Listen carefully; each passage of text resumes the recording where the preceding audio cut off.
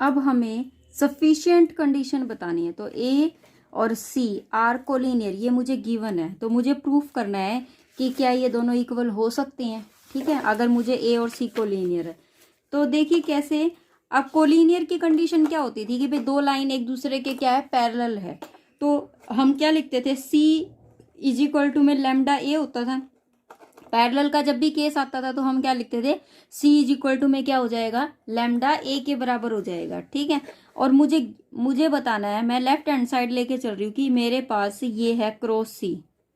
ठीक है, और यहाँ पर तो अगर मैं लेफ्ट हैंड साइड लेके चल रही हूँ, यहाँ ये क्रॉस सी की जगह पर क्या हो जाएगा, लैम्डा ए हो गया। क्या हो गया, लैम्डा ए हो गया। अब देखिए, अगर मैं इसकी मल्टीप्लाई कराऊं, पहले इसकी मल्टीप्लाई किससे होगी, इसकी मल्टीप्लाई पहले मेरी किससे होगी, डॉट लगानी पड़ेगी इसकी इसके साथ। तो हम लेंगे लैम्डा, ये हो जाएगा ए डॉट ए। ठीक है, और फिर बी बाहर माइनस में, फिर इसकी इसके साथ तो हम लेंगे यहाँ पर लैम्डा बाहर है ए डॉट बी, और फिर हो जाएगा मेरे पास ए। ठीक है, लैम्डा अगर मैं बाहर कॉमन ले लूँ तो मेरे पास क्या है, ए डॉट ए, डॉट प्रोडक्ट जो होती है ए डॉट ए, और फिर हो जाएगा बी, फिर माइनस में ए डॉट बी, और फिर हो जाएगा मेरे पास यहाँ ए। ठीक है, ये इसके बराबर आ गया। सेकंड केस अगर मैं देखूं सेकंड वाले में, तो मेरे पास क्या था, ए क्रॉस बी, और फिर मेरे पास क्या है, और क्रॉस सी है, इसके साथ ब्रैकेट है। ठीक है, इसको अगर मैं ओपन करूँ तो ये कैसे होगा, यहाँ पर सी की जगह पर हम लैम्डा रख देंगे, सी क्रॉस में बी, और फिर यहाँ पर लैम्डा, लैम्डा हो जाएगा ए। ठीक है, lambda A is equal to में लैम्डा ए। तो अब इसकी देखो, इसकी पहले इसके साथ होगी तो ये हो जाएगा ए डॉट लैम्डा ए, और यहाँ पर है बी, माइनस में ए डॉट बी, और फिर लैम्डा बाहर ए। ठीक है, हो गया क्लियर। अब देखो, यहाँ से लैम्डा तो मैं बाहर भी ले सकती हूँ, लैम्डा अगर मैं बाहर ले लूँगी तो भी मेरा, ये मैंने लैम्डा बाहर ले लिया तो यहाँ बच गया ए डॉट ए, और ये हो गया बी, माइनस में यहाँ भी लैम्डा बाहर ले लेती हूँ तो ए डॉट बी, और फिर ये हो जाएगा ए। इसमें से पूरे में से लैम्डा बाहर ले लूँ तो ए डॉट ए, और यहाँ हो गया बी, माइनस में यहाँ ए डॉट बी, और यहाँ हो जाएगा डॉट ए। तो देखो क्या left hand side right hand side के बराबर आई या नहीं आई, आई। तो हम क्या लिखेंगे, left hand side is equal to में right hand side. It means क्या है कि अगर ए और सी कोलिनियर है तो मेरी ये वाला केस जो है इक्वल हो जाएगा, अदरवाइज इक्वल नहीं होगा। ठीक है, कोलिनियर नहीं होगा तो इक्वल नहीं होगा। देखिए थर्ड केस क्या दिया हुआ है आपको, थर्ड एग्जाम्पल में बताना है, show that A cross B cross C आपको गिवन है। ठीक है, प्लस में आपको बताना है B cross C cross A, plus में आपको सी फिर क्रॉस ए क्रॉस बी। आपको ये बताना है कि क्या ये 0 के बराबर आएंगे या नहीं आएंगे। ठीक है, तो देखो कैसे, पहले मैं इसको ओपन करूंगी, फिर इसको ओपन करूंगी, फिर इसको ओपन करूंगी। जब मैंने इसको ओपन किया तो मैंने इसके मल्टीप्लाई कराई तो ये कितना हो जाएगा, ए डॉट सी हो गया। ठीक है, फिर बी बाहर आ जाएगा, फिर इसके साथ लेंगे तो ए डॉट बी हो जाएगा, फिर सी बाहर आ जाएगा, माइनस प्लस में अब इसकी इसके साथ तो बी डॉट ए। ठीक है, और फिर सी बाहर माइनस में अब इसके साथ तो ये हो जाएगा बी डॉट सी, फिर ए बाहर, प्लस में फिर सी डॉट बी, फिर बाहर ए, माइनस में सी डॉट ए, फिर बाहर है बी। ठीक है, अब देखो कुछ कटता है तो काट दो, ए सी माइनस का बी ये कैंसिल कर दिया, ए बी और ए बी और ए बी कहीं है, ए बी और ए बी ये रहा, ये कैंसिल हो गया, ये इससे कैंसिल हो गया, तो इज इक्वल टू में क्या आ गया, 0 आ गया। ठीक है, बस यही था। क्वेश्चन में देखिए क्या दे रखा है, if A is equal to this vector, B is equal to this vector, C is equal to this, तो फाइंड कीजिए A cross B cross C bracket बंद एंड वेरीफाई दैट कि A cross B cross C is a perpendicular to both A and B cross C. देखो अगर ये चीज बन रही है ना, ये चीज बन रही है तो वो आपका परपेंडिकुलर होता ही होता है।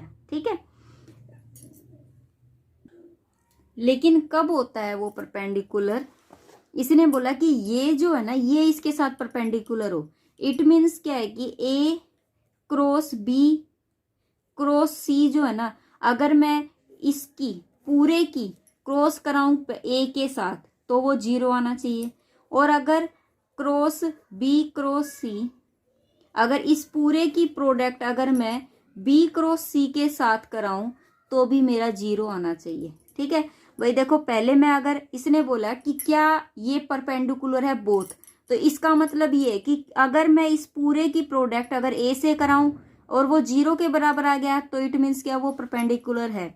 और इस पूरे की प्रोडक्ट अगर मैं बी क्रॉस सी के साथ कराऊं तब वो परपेंडिकुलर होगा बी क्रॉस सी के, और यहाँ परपेंडिकुलर होगा ए के। ठीक है, तो देखिए कैसे करेंगे। क्वेश्चन है आपको दिया हुआ ए इज इक्वल टू में क्या गिवन है। फर्स्टली आपको गिवन है कि ए जो है वेक्टर 2i प्लस में 3j प्लस में 4k गिवन है। ठीक है, बी जो वेक्टर है वो आपको i प्लस में j माइनस का k गिवन है। सी वेक्टर जो है वो i माइनस का j प्लस का k गिवन है। ठीक है, मुझे क्या करना है यहाँ पर, पहले मुझे a cross b cross c निकालना है।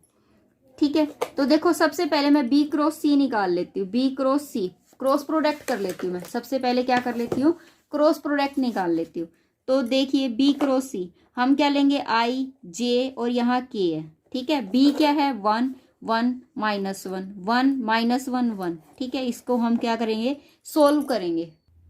जब इसको सोल्व करेंगे तो i वाला तो 0 हो गया क्योंकि ये माइनस का गया, ये माइनस का, j पर आ जाते तो माइनस का j करेंगे तो 1 माइनस माइनस प्लस 1। ठीक है, प्लस में k ले लेंगे, फिर ये क्या हो जाएगा, k लेंगे तो माइनस का 1 माइनस का 1, तो ये हो जाएगा माइनस का 2j और माइनस का 2k हो गया। ठीक है, अब इसकी प्रोडक्ट मुझे a से करानी है, तो a क्रॉस यहाँ हो गया b क्रॉस c। ठीक है, तो i j और ये हो गया k, i j k। a क्या गिवन है मुझे 2 3 4, और इसका जो वेक्टर की फॉर्म आई थी वो ये आई थी, तो ये 0 ये माइनस का 2 और ये माइनस का 2। इसको जब हम सोल्व करेंगे तो ये कितना आ रहा है मेरे पास, मैं डायरेक्ट लिख रही हूँ 2i हो गया प्लस में 4j हो गया। ठीक है, उसके बाद इसको सोल्व करेंगे तो माइनस का 4k हो गया। ठीक है, ये मेरे पास आ गया। ठीक है, अब ये मेरे पास आया है। अब ये वैल्यू तो मैंने निकाल दी, उसने कहा था कि फाइंड आउट दिस वैल्यू, तो मैंने इसकी प्रोडक्ट मैंने निकाल के दिखा दी, ये आई है। लेकिन अब उसने कहा कि क्या ये ए वेक्टर और B cross C perpendicular is perpendicular to A vector and B cross C vector के।